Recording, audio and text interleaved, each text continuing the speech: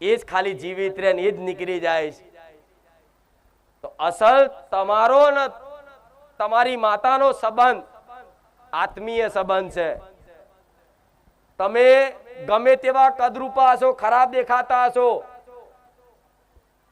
લૂલા હશો, બેરા હશો, લંગડા હશો, આંખે નહીં દેખાતું હોય, અંધાપો હશે, કાન નહીં હોય, બધું હશે, પણ માં એ માં છે. એ નથી એના કાન આંખ જોતી, એના રંગરૂપ નથી જોતી, નથી એના ગુણો જોતી કે નથી એના અવગુણો જોતી. બસ માં તો એનો કદાચ પ્રેમ જોવો છે કે મારો દીકરો મારી દીકરી મને કેટલું ચાહે છે. અરે ભલે પછી તમે ગમે તેટલા દુષ્ટ પાપી રહ્યા,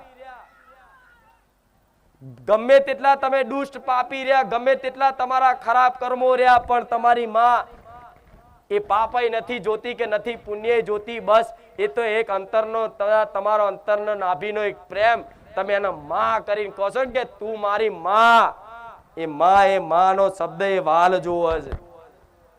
નકર આમાંથી તો એવા કેટલાય બેઠા હશે કે મારા ધામમાં બેહવા લાયક એમના કર્મો નહીં, મંદિરમાં જવા લાયક એમના કર્મો નહીં.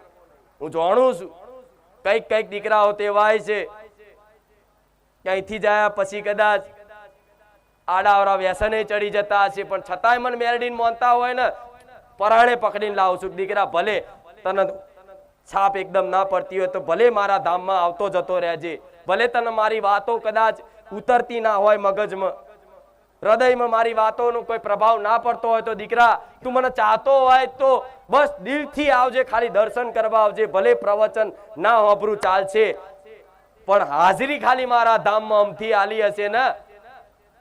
તો સ્કૂલમાં કદાચ ભણ્યા હોય, નાના હતા ત્યારે ભણતા, તો ભલે વિદ્યાર્થી ગમે તેટલો ઠોઠ ડફોર હોય, પણ હાજરી હાલી હોય ને તો માસ્ટર પાસ કરી દે.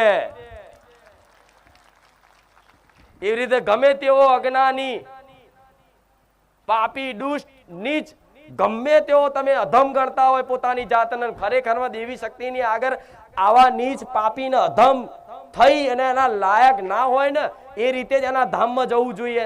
અને આ રીતની ભાવનાથી આવશો ને એકદમ નાના બની કે માં તારા લાયક નહીં, પણ માં હું આવ્યો છું, મને સુધારી દે માં, સુધરવું છે મારા, સુધારી દે. મારા વિચારો હારા નહીં માં, મારા કર્મો હારા નહીં, મારા કાર્યો હારા નહીં માં. હવે તો બસ એક ઈચ્છા અંદરથી ઈચ્છા જાગી છે, સતના માર્ગે ચાલવું છે. તેમાં ઘણા ઉપદેશો આલ્યા કે માં સતનો માર્ગ પકડી લો, સતનો માર્ગ પકડી લો, રોમનું નામ લઈ લો માં, રોમનું નામ લેવું છે, સતનો માર્ગે હેડવું છે માં. કોઈ ચોરી બેમાની